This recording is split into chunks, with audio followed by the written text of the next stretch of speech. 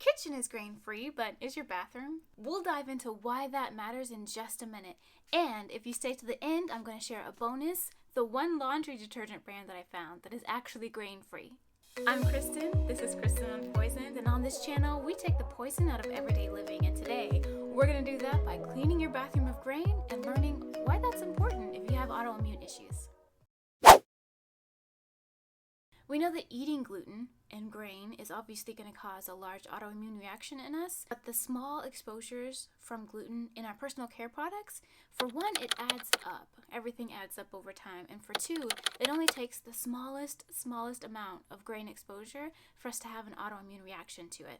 If you haven't read this book, I highly recommend it. Dr. Tom O'Brien is really great at taking complex concepts and making them easy to understand. Dr. Tom O'Brien explains it like this. So take your thumbnail, divide it into 8 equal sections, take one of those sections, and that's the amount of gluten that it takes to create an autoimmune cascade reaction within your body.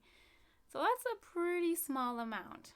Just going to read 2 really short pieces here. So he says that gluten is the only food for which our bodies make memory B cells. That means once the sensitivity has begun and your immune system makes antibodies to gluten, you will have a lifelong sensitivity. It will never go away. Fun! One other part here that's really important. He says, most important, remember that it doesn't matter how you feel. In fact, most autoimmune diseases are known as silent killers because you're going to feel fine even as these diseases progress. So it's really important for us to watch our exposure to gluten and grain, even when it's in smaller amounts in personal care products, because no matter how it enters your bloodstream, if you get, enough of it in your body, you're going to have a reaction, and it's not going to be good. Another great source of information is Dr. Peter Osborne. I highly recommend this book, No Grain, No Pain. I learned so much from this book. I mean, you can see I've marked up so much of it, and I'm rereading it again now. The traditional gluten-free diet says that rice and corn are okay, but rice and corn are grains, and they do contain gluten. All grain contains gluten. There is actually no such thing as a gluten-free grain because they all have different gluten proteins within them. And if you're autoimmune, that matters because more than likely you're reacting to all grain proteins, not just the few that are in the traditional gluten-free diet.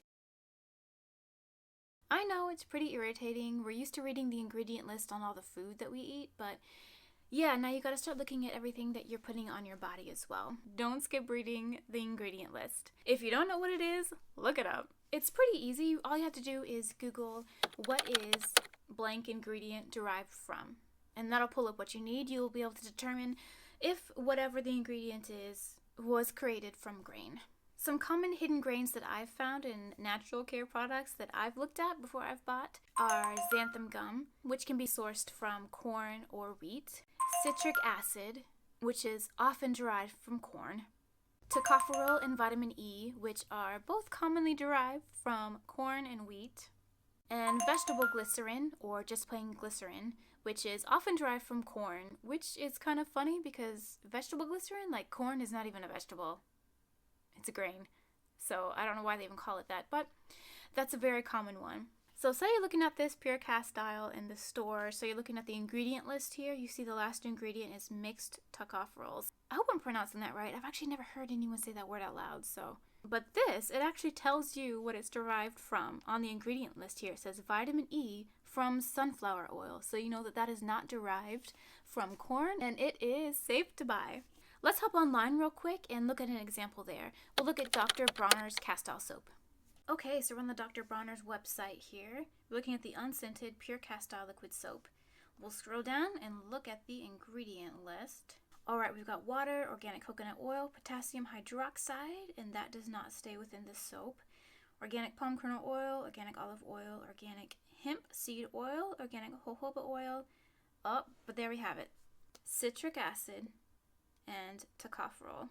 And they don't say what those are derived from, but we know that those can be derived from both corn and wheat. They used to show on their facts page what those were sourced from, but they don't have that on their fact page anymore.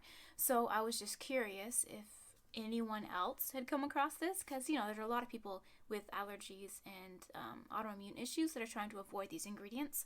I found this website It's called Corn Allergy Girl, and she has an article called Dr. Bronner's is Intermittently Corny, which I think is great. What a great title. So I'll link below to this article as well as other articles that you might find helpful. So she says, Dr. Bronner switched back to citric acid from tapioca, but says they will switch periodically depending on the availability of different sources of citric acid. So it is a possibility that they will switch over to using citric acid that is derived from corn or wheat, and we won't know. So that means Dr. Bronner's castile soap, which I know a lot of people love, is not a great option if you're autoimmune or if you have a corn allergy or anything like that.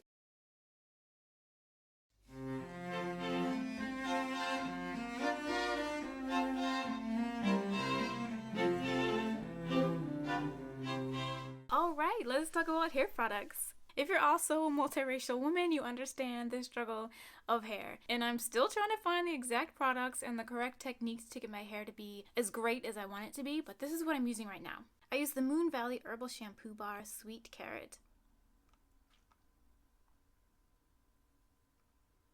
I mean, it's nice, it smells good, the ingredients are really great. I can't say anything bad about it. I do follow it up with an apple cider vinegar or coconut vinegar rinse, just because if I don't, my hair feels like straw. There are 2 conditioners that I use and I really love them both. Unfortunately, they're pretty expensive, but I haven't really found any other options.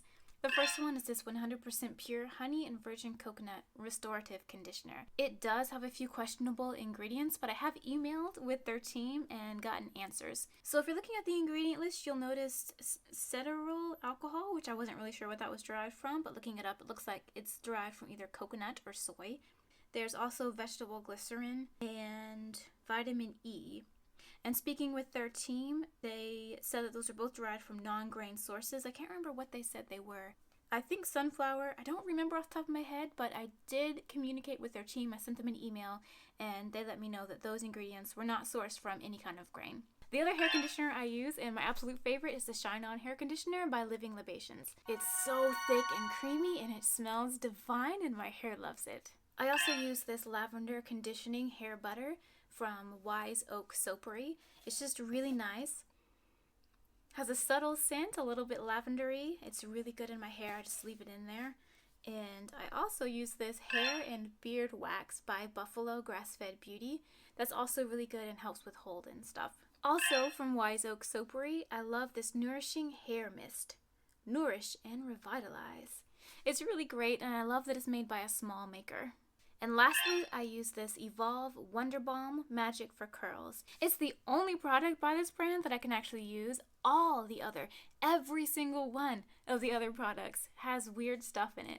But this stuff, thank goodness, is clean, no grain, no bizarre stuff, and it's really, really good.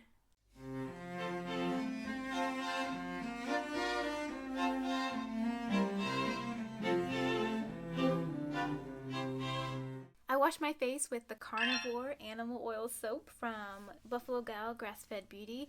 I know it sounds kind of weird, an animal fat soap, but it's amazing. My skin is really sensitive, and this is the only soap that I found that doesn't leave me dry or itchy in any way. After I wash my face, I use hydrosols as toners. Normally I have German chamomile and witch hazel on hand. I love witch hazel especially. It's so much better than that witch hazel that you find in the grocery stores.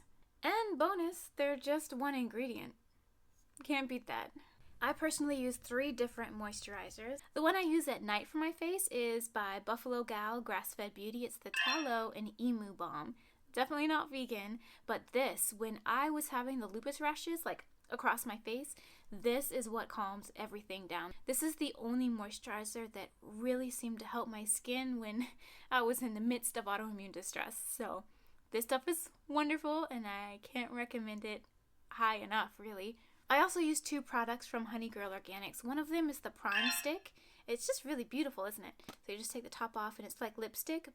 It's really great for putting on right before you put on makeup. It helps it stay in place. And it's also really great for any chapped areas or anywhere where you're feeling a little bit extra dry. And then I also use the Honey Girl Organics, the lotion for face and body, the extra sensitive. It's really great. It's light yet moisturizing and smells like honey, so can't go wrong with that. And for makeup, I use Brooke. I mean, clearly I'm not really a makeup guru. I wish I knew how to use makeup better. But Brooke has really great makeup, and all the ingredients are natural. So you do need to read the ingredient list because some do use corn, but it's always clearly listed in the ingredients. But if you do have any questions about anything, you can email their customer service. I've done that before and they reply pretty promptly.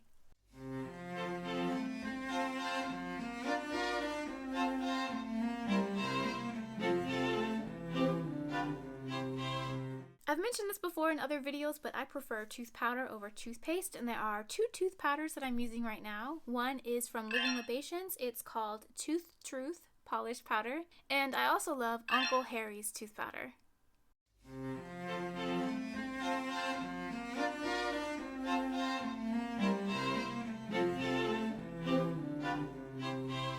I mentioned this a minute ago, but my favorite soap is the Carnivore soap from Buffalo Gal Grass-Fed Beauty. There are also 2 cast-iron soaps that I use, usually for washing hands or washing dishes and things like that. So I love Uncle Harry's. Right now I'm using the Silky Shea black soap in the vetiver scent because I just love vetiver. It's so earthy. And then I showed this one earlier, but the Simple Truth Pure Cast Style Lavender. Again, for a moisturizer, I use the Honey Girl Organics, the lotion for the body, but I also make my own body butters, and eventually I will be selling those. Let me know in the comments if that's something you'd be interested in. Okay, now deodorant. That's pretty tricky, but I have 2 brands. It's actually 1 brand, but 2 kinds that I use on a regular rotation right now. I use Pretty Frank and Primal Pit Paste. I think it's the same company, this is an older version that they're continuing to make, and this is like a new edition. They're both pretty good. Now, if you have not used natural deodorant before, the thing is you need to reapply it. You can't put it on once and you're good for the day. But they're not poisoning you, so it's worth it. I love that you can also get them in these little pots that make it really easy for travel. You can just throw that in your bag and it takes up hardly any space at all. And there are lots of different scents to choose from, so if you want to just experiment with things and see what scent works with your body chemistry the best, Primal Pit Paste and Pretty Frank can make that really easy. Alright friend, you've made it to near the end of the video because I'm about to share with you the bonus that I promised you earlier, and that is the brand of laundry detergent that I found that is grain-free. And girl, let me tell you, I have been looking for a long time. A long time. It is the Truly Free Unscented Refillable Laundry Wash. No grain in this at all. It's completely clean. I'm so impressed with it. So when you buy it the first time, you get it with this jug here, and then when you buy it subsequently, it comes in this little pack. So then you open the pack and just pour it in there and fill it up with water, shake it up, and there you go. So it is saving resources and it's saving you from having reactions to grain. Amazing! Now, all of Truly Free's products are not grain-free, so if there's a specific product that you're interested in, I would recommend reaching out to their customer service line. I reached out to them via Instagram to ask about a few products, and they were able to tell me pretty quickly what had grain and what did not. So what didn't have grain is the laundry detergent, unscented, the enzyme stain remover, OxyBoost, and the odor and stain remover.